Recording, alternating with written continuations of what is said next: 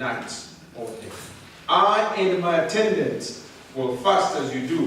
When this is done, I will go to the king, even though it is against the law. And if I perish, I do what? Perish. So Mordecai went away and carried out all of Esther's instruction. The background of the story.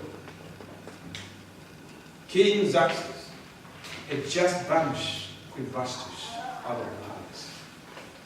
And now, all of a sudden, he realized he needed another queen. He sent out a word for a new search.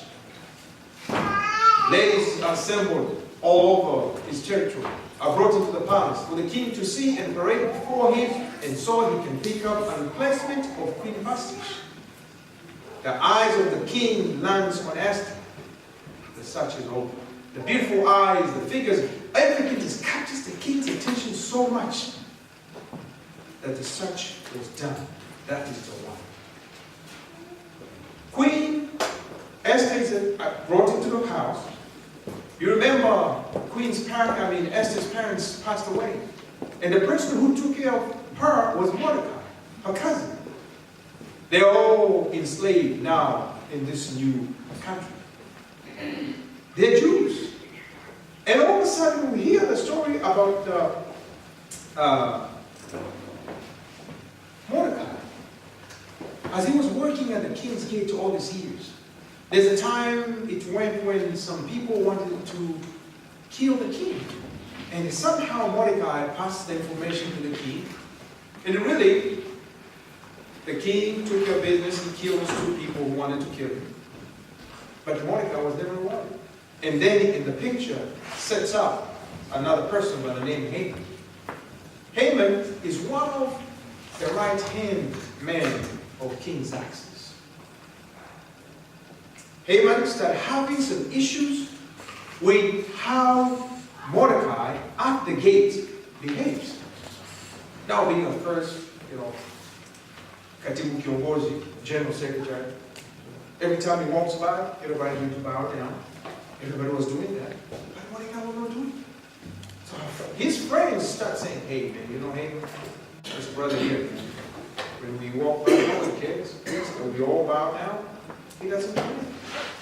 So Haman said, you know what? I got a simple solution. I can fix this.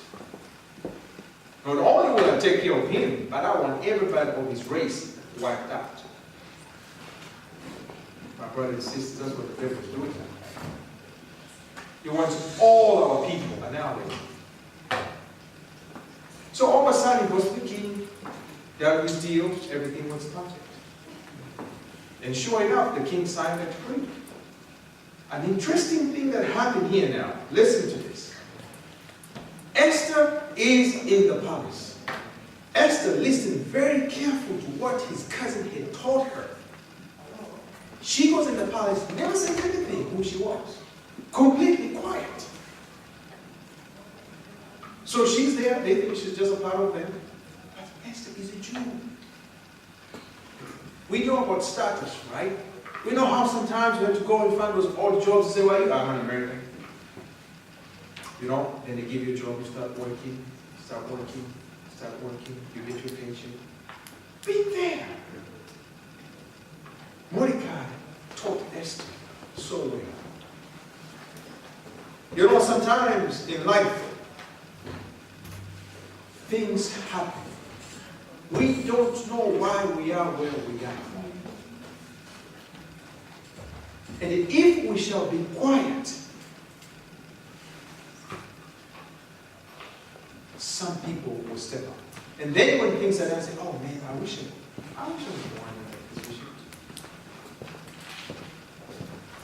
We're learning from this strange story is Hannah was going back and forth. You see, between Esther and Mordecai. You see, we are Tausi. We cannot be doing things by ourselves. We have to communicate. I heard your chairman here this morning talking about the meetings that are going behind the executive committee. We meet every month. myself and the treasurer and executive secretary, general secretary, and some other leaders, we talk almost on a regular basis. We have to keep the communication going. And we have encouraged our members, you have an open line. If there's any issue, there's any discussion that you need it to be brought up, because this where we are today was because of members who stepped up in the community. Just like what happened between Esther and Mordecai. Esther picked up Hattie to take the message back and forth until the message was understood by both parties. To the point where Esther had to say, you know, you go and tell them, I'll do my part. Mordecai never stopped sending back messages. We text so much now. WhatsApp, you know, Facebook, messengers, whatever you want to call it. Why should we have trouble communicating? If there's mountains that need to be climbed, we can climb it together. If there's a hill that we have to go down, let's go together. We have pledged to be in this together. Let's work together. Yes, challenges is a part of life. There's no doubt about it. There's no question about it. And the devil works so hard to make sure he drops those challenges so we can lose focus on the direction that we're going. But prayers, stories like this remind us that with him, everything is possible. My friends, I would like to even remind you, we go through life, we need to understand this. The divine acts orders every step of our life. It is not an accident that you're in America. It's not an accident that you're here in Massachusetts. And it's not an accident that you're a member of WC. This is God's divine architect. And it belongs to Him. And you are in the covenant of His love. He is accomplishing His perfect will. As you bless others, you become blessed as well. I don't know how many people were sitting here today. When you're listening to all the testimonies that are being given here, how you felt in your heart. I'm sure some of you say, what? Really? Did he do that? If it should be one thing, it should encourage us to move on and move on. Another lesson that I found very interesting in this story was, you see, for a minute, Esther doubted herself. She sent a message back to Mordecai, her cousin, outside, and said, you know what? I can't go there. It's bad. The king has to ask me to go in. It's been 30 days since I heard from the king. And how do I step up? That takes courage. That takes courage.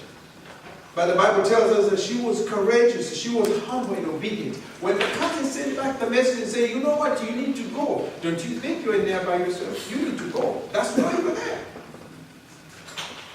She obeyed, she humbled herself, and took a chance to step out.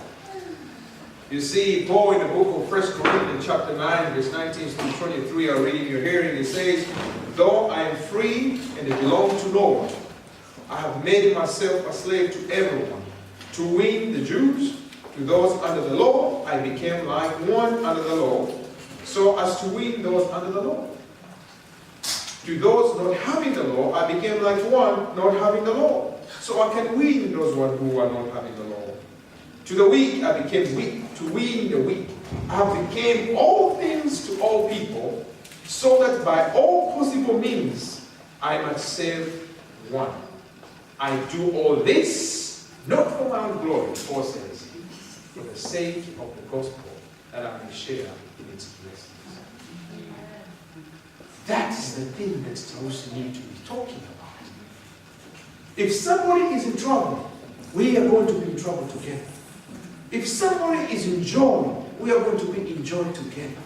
If there's a conference, preaching, meetings going on in Africa and Tanzania, Taus need to be part of that. That's what Paul is reminding us. We can't just be here and hiding and say, I'm just going to be just specific only for the something. We have Paul says, I have been called in opposition to the people with no law, the people who follow the law. I was there so that I can win one. And all we need is to win one. The courage, eventually, this is where it really got to the point. When Esther eventually decides to get involved. My brothers and sisters, we have to get involved. Esther says eventually she sent a message. She said, tell the people to go, fast, and they're very interested in the book of Esther. If you read it all, there's no God, there's no prayer. But everything that is in that book is nothing but the providence of God. She says, tell Mordecai, you go out there and tell the people to pray. Tell the people to fast and not eat for 3 days. And when 3 days is up, me and my helpers, we will go to the king. If I perish, I perish. Esther knew the danger she was getting herself into. To go in front of the king uninvited? Who are you? And she knew by doing that could be her last breath. I heard the chicken story that was being told.